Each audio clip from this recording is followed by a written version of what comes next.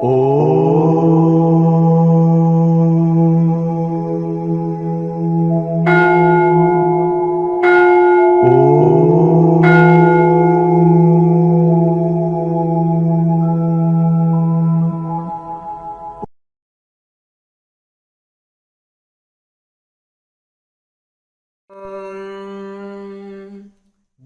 స్వరూపులైన మీ అందరి హృదయంలో ఉన్న చైతన్య రూపంలో ఉన్న పరమాత్మకి ప్రణమిలుతూ కేఎంసి ఛానల్ ప్రేక్షకులకి నమస్కారము. నమస్కారం స్వామీజీ.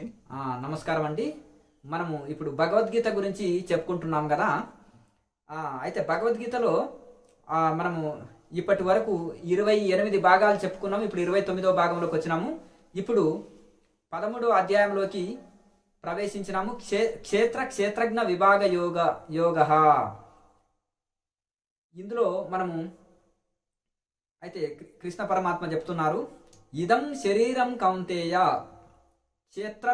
క్షేత్రమిత్య విధీయతే ఏతద్యో వేతి తం ప్రాహు క్షేత్రజ్ఞ ఇతి తద్విదః. కృష్ణ పరమాత్మ చెప్తున్నాడు, అర్జున, ఈ శరీరం క్షేత్రము.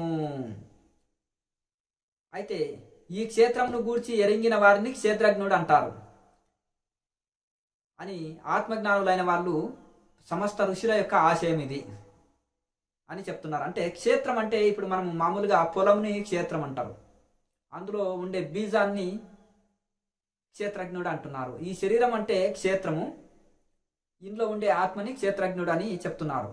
క్షేత్రజ్ఞం చాపి మాం విద్ధి సర్వక్షేత్రేషు భారత క్షేత్రజ్ఞ యో జ్ఞానం ఎత్తద్ జ్ఞానం మతం మమ. అయితే ఏ విధంగా అయితే పొలంలో నాటబడిన విత్తమునకు అయితే దానికి ఫలితం వస్తుంది, అలాగే ఈ యొక్క కర్మ సంస్కార రూప బీజాలు ఏవైతే ఉన్నావో అయితే ఆ సమయాన్ని బట్టి అవి ఫలిస్తాయి. కావున దీంట్లో ఉండే కర్మలే ఏవైతే ఉన్నావో, మనం చేసే కర్మలే అవి బీజాలు. అవి బీజ రూపము దాలుస్తాయి, మొక్క పోయి ఈ యొక్క వృక్షం అవుతుంది, వృక్షం పోయి ఫలాలు కాస్తాయి. అలాగే ఈ విధంగా మనకు ఈ యొక్క క్షేత్రంలోనే జరుగుతుంది. అంటే ఈ శరీరం ద్వారానే కర్మలు జరుగుతాయి. ఈ శరీరము అనేది క్షేత్రము, పొలము, ఇందులో నాటబడే విత్తనాలు అనేది కర్మలు. ఇక ఈ యొక్క ఆ యొక్క వృక్షాల ద్వారా ఫలాలు కాస్తుంటాయి.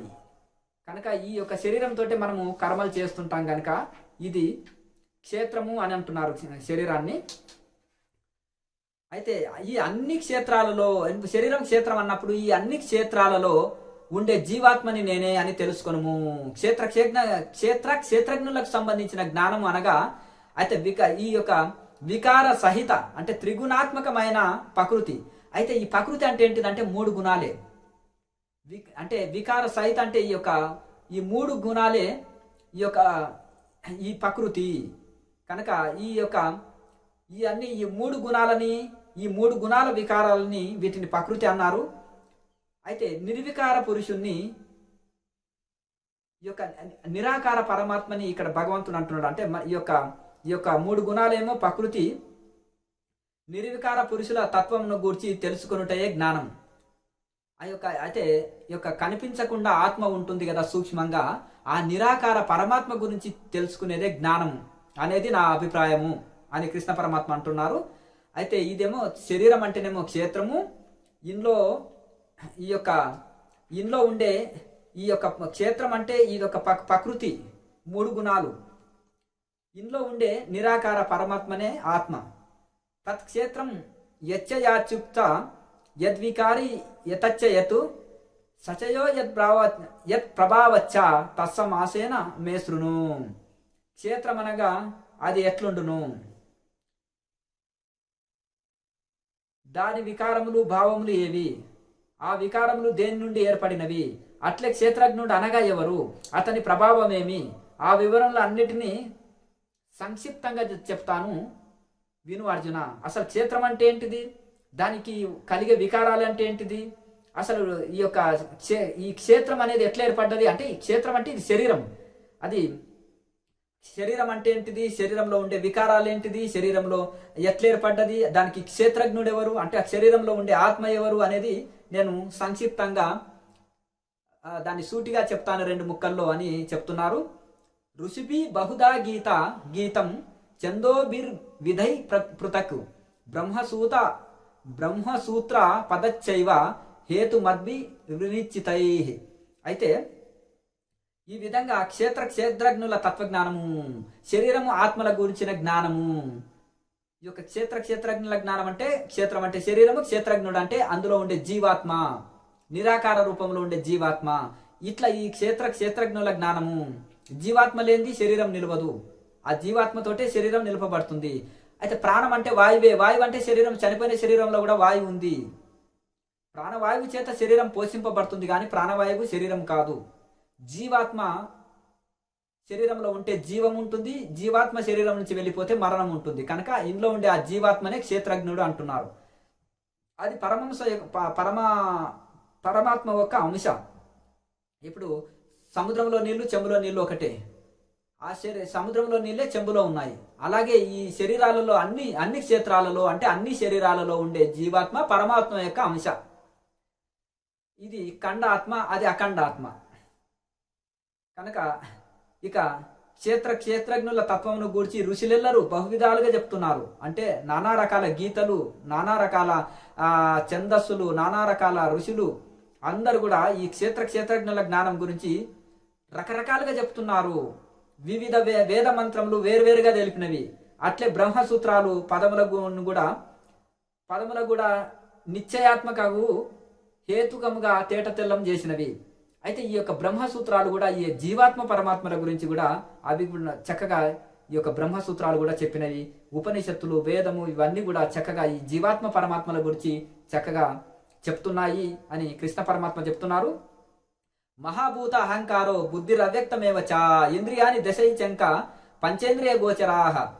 అయితే ఇందులో ఏమంటే ఆకాశము, వాయువు, అగ్ని, జలము, పృథివీ ఈ వాటిని సూక్ష్మ భావములు. ఈ యొక్క అలాగే ఈ యొక్క మనం ఏంటంటే మనం ఇవి అయితే ఇప్పుడు కళ్ళు చూడబడేది, వినబడేది, రుచి చూడబడేది, అలాగే ఈ విధంగా మనము కాళ్ళు, చేతులు, ఈ యొక్క అలాగే అదే మూత్రేంద్రియము విసర్జించేది అంటే మల విసర్జన చేసే ఇంద్రియము, ఇవన్నీ కూడా ఈ ఇంద్రియములు. వీటిని ఇవన్నీ కూడా పంచభూతములు మరియు అహంకారము, బుద్ధి, మూల ప్రకృతియు, అట్లే శరీర ఇంద్రియములు.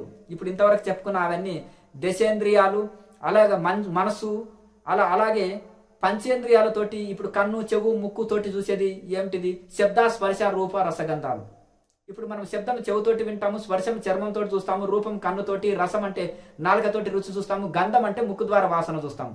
ఇవన్నీ కూడా మనసు, పంచేంద్రియాలు, పంచేంద్రియ విషయాలు, ఈ 10 ఇంద్రియాలు, మనోబుద్ధి, చిత్తాహంకారాలు, అలాగే మూల ప్రకృతి, 3 గుణాలు, ఇవన్నీ కూడా అలాగే ఇచ్ఛాద్వేష సుఖం దుఃఖం సంగాతాచేన ధృతి ఏతత్ క్షేత్రం సమాసేన సవికార ముదాహృతం.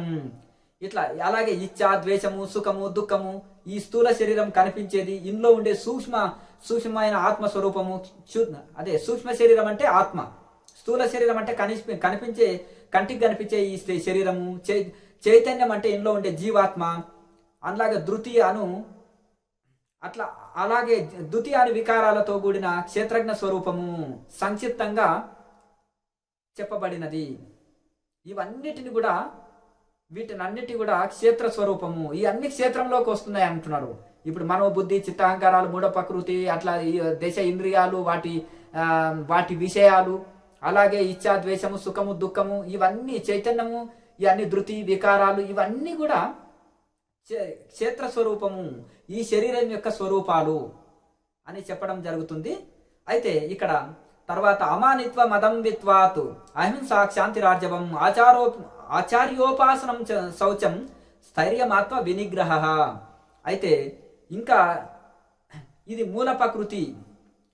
ఈ మూల ప్రకృతి గురించి చెప్పారు పైన. ఇవన్నీ కూడా శరీర ధర్మాలు. ఈ ఆకలి, దప్పులు, ఇవన్నీ ఉన్నాయి కదా, శబ్ద, స్పర్శ, రూపరసగంధాలు ప్రకృతి కిందికి వస్తాయి. ఇవి శరీరము యొక్క వృత్తులు వస్తాయి. ఇవన్నీ ఇది కాకుండా ఇవన్నీ కూడా అజ్ఞాన జనితాలే. ఇంకా పైన చెప్పినవన్నీ కూడా అవన్నీ ఇది శరీర సంబంధాలే. కనుక ఇప్పుడు జ్ఞానాన్ని గురించి చెప్తున్నారు. అసలు అసలు జ్ఞానం అంటే ఏంటిది అనేది చెప్తున్నారు. శరీర జ్ఞానాన్ని అంటున్నారు కదా. శరీరం గురించి వర్ణించారు, శరీరం అంటే ఏంటిది అని చెప్పారు. చెప్పిన తర్వాత ఇప్పుడు జ్ఞానం అంటే ఏంటిది అనేది చెప్తున్నారు. అమానిత్వ మదంబిత్వ అహింసా క్షాంతిరార్జవం ఆచార్యోపాసనం శవచం స్థైర్యమాత్మ వినిగ్రహ. ఈ యొక్క జ్ఞాని లక్షణాలు ఏంటిదంటే, అలాగే అంటే శరీరాంతరకరణముల యొక్క చేతనాశక్తి. అయితే ఇవన్నీ కూడా ఎట్లా అంటే అమానిత్వం అంటే తానే శ్రేష్ఠుడు అనే భావం లేకుండుట, డాంబికం లేకుండుట, అహింస వృత్తి. జ్ఞానులంతా అహింస సిద్ధాంతాన్ని పాటిస్తారు. మనస వాచ కర్మణ త్రికరణాలతోటి ఏ జీవికి అపకారం చేయరు, పైగా అన్ని జీవులకు మేలు చేస్తారు. సంపూర్ణ అహింసని పాటిస్తారు. క్షమించే గుణము, మనోవాక్కుల యందు సరళత్వము అంటే చాలా సున్నిత మనస్తత్వము, శ్రద్ధాభక్తులతో గురువుని భగవంతుడిని సేవించడము, పెద్దలను సేవించడము, వినయం విధేయత సంస్కారం కలిగి ఉండడము, బాహ్యాభ్యంతర శుచి, శరీరాన్ని చక్కగా శుద్ధిగా ఉంచుకుంటాడు మంచి. అలాగే లోపల హృదయంలో రాగద్వేషం లేకుండా చేసుకోవడమే హృదయ శుద్ధి. మనసుని నిశ్చలంగా పెట్టుకోవడము, హృదయంలో రాగము ద్వేషం లేకుండా ఉంచుకోవడమే, అరిషడ్వర్గాలు లేకుండా ఉంచుకోవడమే హృదయ శుద్ధి అంటారు. ఇట్లా బహిర్శుద్ధి, శరీరాన్ని బయట శుద్ధిగా ఉంచుకుంటాడు. అలాగే అంతఃకరణాన్ని కూడా వశంలో ఉంచుకొని రాగద్వేషాలు లేకుండా దయా దాక్షిణ్యంతో కూడి అంతఃకరణాన్ని కూడా లోపల హృదయాన్ని కూడా శుద్ధంగా పెట్టుకుంటాడు. అలాగే అంతఃకరణ స్థిరత్వము, మనసేంద్రియముల నిగ్రహం కలిగి ఉంటాడు. మనసు ఇంద్రియాల నిగ్రహం కూడా కలిగి ఉంటాడు. ఇదే జ్ఞానం యొక్క లక్షణాలు చెప్తున్నారు.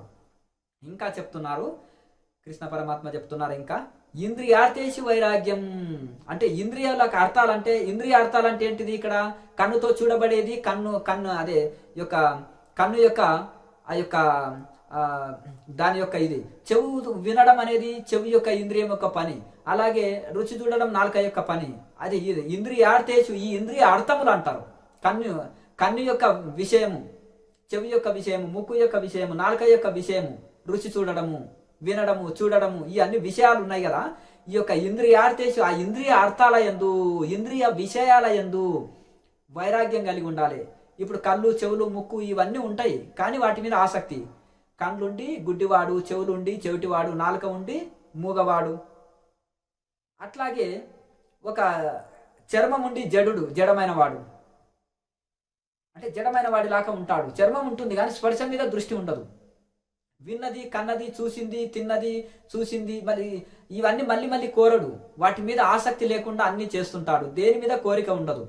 దానికని ఇంద్రియార్థేషు వైరాగ్యం, ఇంద్రియాల అర్థాల యందు వైరాగ్యం కలిగి ఉండాలి. ఇంద్రియ విషయాల యందు సంపూర్ణ వైరాగ్యం కలిగి ఉండడము ఇంద్రియార్థేషు వైరాగ్యం అంటారు. ఇంద్రియార్థముల యందు వైరాగ్యం కలిగి ఉండడం. అనహంకార అంటే ఏమాత్రము అహంకారం లేకుండుట అంటే ఇహపర భోగాలు. అయితే ఈ లోక భోగాల మీదనే ఆయనకు కోరిక లేదు. అంటే పరలోక భోగాల మీదనే ఆయనకు కోరిక లేదు. ఇంకా ఈ భూలోక భోగాల మీద కోరిక ఉంటుంది. అంటే స్వర్గాది లోకాల మీదనే కోరిక లేదు అతనికి. ఇంకా ఈ లోక భోగాల మీద కోరిక ఉందా? ఒకసారి కబీర్ దాసు నుండి, నీ పుణ్యబలం చేత స్వర్గం నుంచి విమానం వచ్చింది, రండి మహాత్మా అంటే, అక్కడ సజ్జన సాంగత్యం ఉంటుందా, ధ్యానం చేసుకునే అవకాశం ఉందా అంటే, ఆ రెండు మాత్రం ఉండదు స్వామి, భోగాలు అనుభవించడమే ఉంటుంది అంటాడు. ఎక్కడ సజ్జన సాంగత్యం ఉంటుందో, ఎక్కడ ధ్యానం చేయబడతామో అక్కడ నా పాలిటి వైకుంఠం. నేను వైకుంఠంలో ఉన్నట్టే అక్కడ బ్రహ్మానందంలో ఓలలాడుతుంటాను. అట్టి సజ్జన సాంగత్యము, ధ్యానం చేసుకునే అవకాశం లేని స్వర్గం నాకు అక్కరలేదు. నాకు ఎక్కడ సజ్జన సాంగత్యం చేసుకుంటామో, ఎక్కడ ఆత్మ విచారణ చేస్తామో, ఎక్కడ ఆత్మ ధ్యానం చేస్తామో అక్కడే నా పాలిటి వైకుంఠము అని మీరు వెళ్ళొచ్చు దయచేసి అని చెప్తారనమాట. స్వర్గం నుంచి వచ్చిన విమానాన్ని పంపిస్తారు. కనుక ఆ విధంగా మనము ఈ లోక భోగాల అంటే స్వర్గాది లోక భోగాల మీదనే కోరిక లేదు. ఇంకా ఈ లోకాల భోగాల మీద కోరిక ఉంటుంది ఆ సాధకుడి. కనుక ఇంద్రియ అర్థముల యందు అంత వైరాగ్యము, ఈ లోకము పరలోకము భోగాల యందు ఆసక్తి లేకుండుట, అహంకారము, అహంకార రాహిత్యము, అహంకారం ఏమాత్రము లేకుండుట. అలాగే ఈ శరీరంలో జన్మ, మృత్యు, జర, ముసలితనము, రోగాదులు, దుఃఖాలు పదే గుర్తుంచుకుంటాడు. జన్మ, మృత్యు, జరా, వ్యాధి, దుఃఖ దోషాను దర్శనం. జన్మము ఉంది, దానికి పెరగడం ఉంది, అలాగే ముసలితనం ఉంటుంది, అలాగే రోగాదులు ఉంటాయి శరీరానికి, నానా రకాల చివరికి మరణం అనేది ఉంటుంది.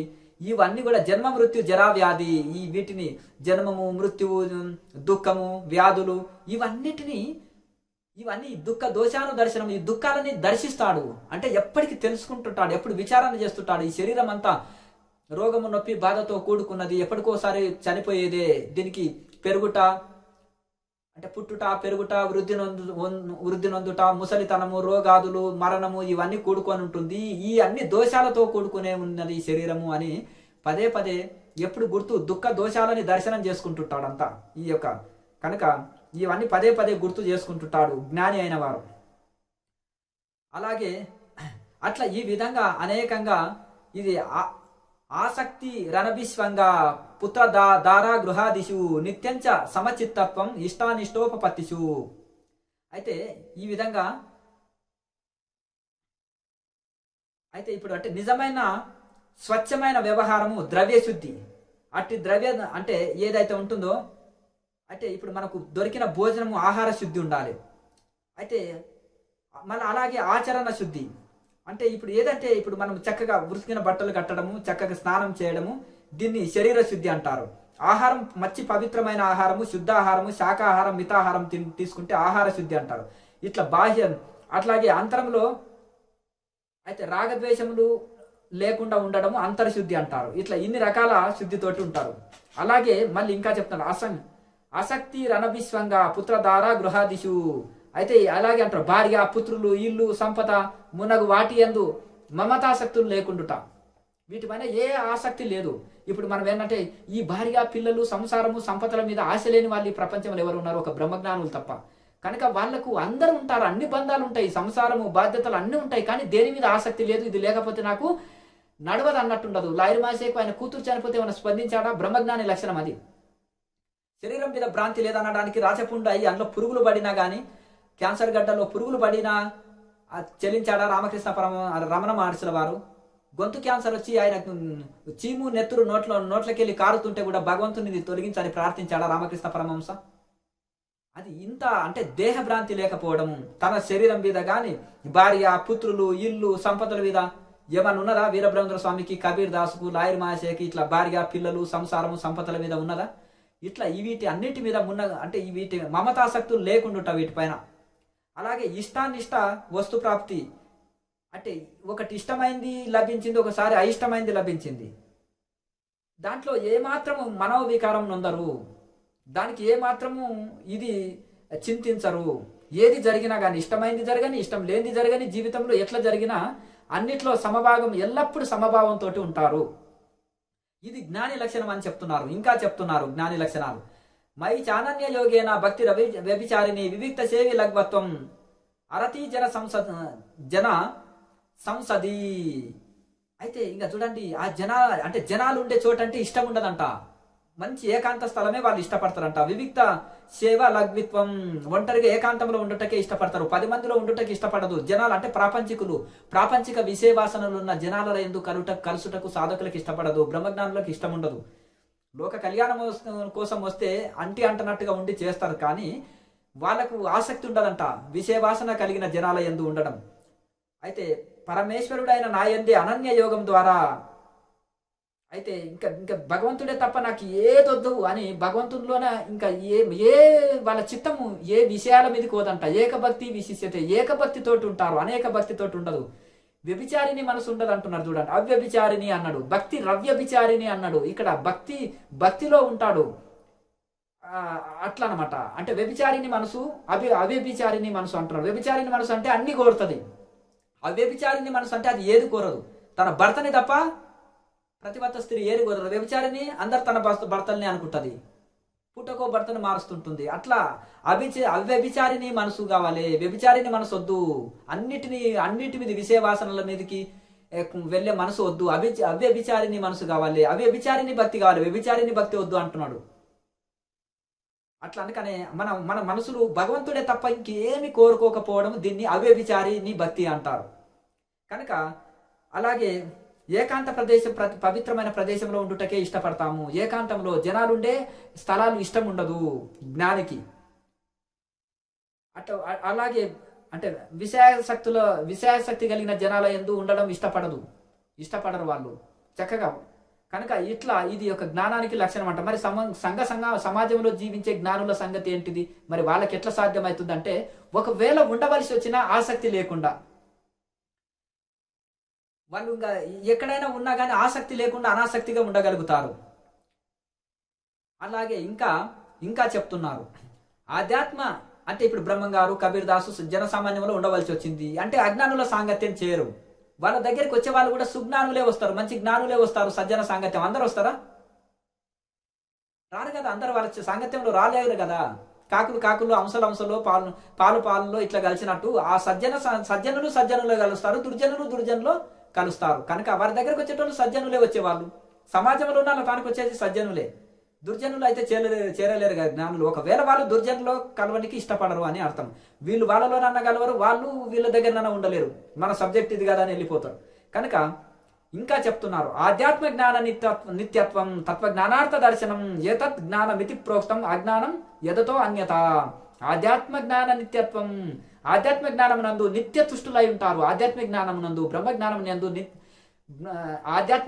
ఆధ్యాత్మిక జ్ఞానంలో అలాగే ఆత్మ జ్ఞానంలో నిత్య సంతుష్టులై ఉంటారు. ఇంకా ఇప్పుడు సంతోషం లేకనే, సంతుష్టి లేకనే మనసు ఎక్కడో పరిగెత్తుతుందండి. ఇక నిత్య సంతుష్టి అంటే ఎల్లప్పుడూ సంతుష్టిలో ఉన్న వాళ్ళకు ఇంకే కోరికలు లేవండి. నిత్యము ఆధ్యాత్మిక జ్ఞానంలో, ఆత్మజ్ఞానంలో సంతుష్టి చెంది ఉంటారు. ఇప్పుడు వెల్తి లేదు, కుండలో నిండా నీళ్లు ఉన్నాయి, నింపడానికి లేదు. కుండకు రంధ్రం పడితే వెల్తి అవుతుంటుంది. కోరికలుంటే ఆ జ్ఞానం అంతా కుండ అనే శరీరంలో జ్ఞానం అనే నీళ్లు రంధ్రం ఉంటేనే పోతాయి. రంధ్రం లేదు, కుండ నిండా నీళ్ళు అట్లే ఉన్నాయి, నిండు కుండ వలె ఉంటారు. కనుక ఇంకా అంతా నింపడానికి ఏం లేదు. ఇంకా ప్రాపంచిక వాసనాలతోటి ఇంకా నింపాలి అని ఏమి నింపవలసిన అవసరం లేదు. అలాగే ఈ యొక్క పరమాత్మ జ్ఞానం చేత పెట్టెని నింపేసినాం, ఇంకా అందులో పెట్టడానికి లేదు. అలాగే భక్తి పాటలతోటి పెన్డ్రైవ్ నింపేసినాం, అందులో ఇంకొక పాట కూడా ఎక్స్ట్రా నింపడానికి వీలు కాదు. అలాగే భగవత్ ఆకారంగా భగవత్ జ్ఞానంతో మన చిత్తాన్ని నింపివేసినాము, అందులో ఇంకా ఏ ఖాళీ లేదు ఇంకా ఇతర ప్రపంచిక జ్ఞానం నింపడానికి. కనుక వాళ్ళ ఆధ్యాత్మిక జ్ఞానంలో నిత్య సంతుష్టులై ఉన్నారు. ఇంకా వాళ్ళకి విషయ వాసనలతో ఇంకా తృప్తి పెట్టవలసిన అవసరం లేదు, ఇంద్రియాలని మనసుని తృప్తి పెట్టుకోవాల్సిన అవసరం లేదు. వాళ్ళు నిత్య సంతుష్టులై ఉన్నారు పరమాత్మ జ్ఞానంలో. అలాగే తత్వజ్ఞానార్థ దర్శనం, తత్వజ్ఞానమునకు భగవంతుడే. ఎందుకంటే ఆ యొక్క తత్వజ్ఞానాన్ని పొందాలంటే ఆ భగవంతుడే మనము శరణు వేడాలి. కానీ వాళ్ళు ఇంకొకటి తత్వజ్ఞానము పొంది ఇంకా తెలుసుకోవాల్సింది ఏం లేదు. వాళ్ళు తత్వజ్ఞానము పొంది తృప్తి పడి ఉన్నారు. వాళ్ళు ఆ పరమాత్మనే శాశ్వతము, ఈ శరీరం నేను కాదు, ఆత్మస్వరూపమే అని భగవత్ సాక్షాత్కారం పొంది ఉన్నారు. ఇంకా వాళ్ళకి ఏం కావాలి? ఇక వాళ్ళకి ఏ ఇది లేదు. అంటే భగవంతుడు తత్వజ్ఞానం తెలుసుకోవాలంటే భగవంతునే శరణు వేడాలి, భగవంతునే పట్టుకోవాలి, భగవంతుడే తత్వజ్ఞానానికి మూలమని ఎరిగి ఉన్నారు అని. ఇవన్నీ కూడా అమానిత్వం నుంచి తత్వజ్ఞానార్థ దర్శనం వరకు కూడా ఇది జ్ఞానం అంటారు. అమానిత్వము అంటే దేని మీద కోరిక లేకపోవుట. ఈ ప్రపంచంలో ఈ స్వర్గాది భోగాలు కానీ, భూలోక భోగాలు కానీ దేని మీద కోరిక లేకపోవుట. ఇవన్నీ దేంట్లో కాని నుంచి కూడా. అలాగే తత్వజ్ఞానార్థ దర్శనం వరకు అంటే ఆ తత్వాన్ని దర్శించుకున్నట వరకు చెప్పబడ్డ ఈ అన్నీ కూడా ఇది జ్ఞాన ప్రాప్తికి సాధనములు. ఇవన్నీ కూడా జ్ఞాన ప్రాప్తి పొందుటకు సాధనాలు ఇవన్నీ. కనుక ఇక దీనికి విపరీతమైనవి అజ్ఞానం అంటున్నాడు. మనం జ్ఞానాన్ని పొందుటకు ఇవన్నీ కూడా సహకరిస్తాయి, కానీ ఇంకా దీనికి వ్యతిరేకమైంది అజ్ఞానము అని కృష్ణ పరమాత్మ చెప్తున్నాడు. లోకా సమస్త సుఖినో భవంతు. ఓం.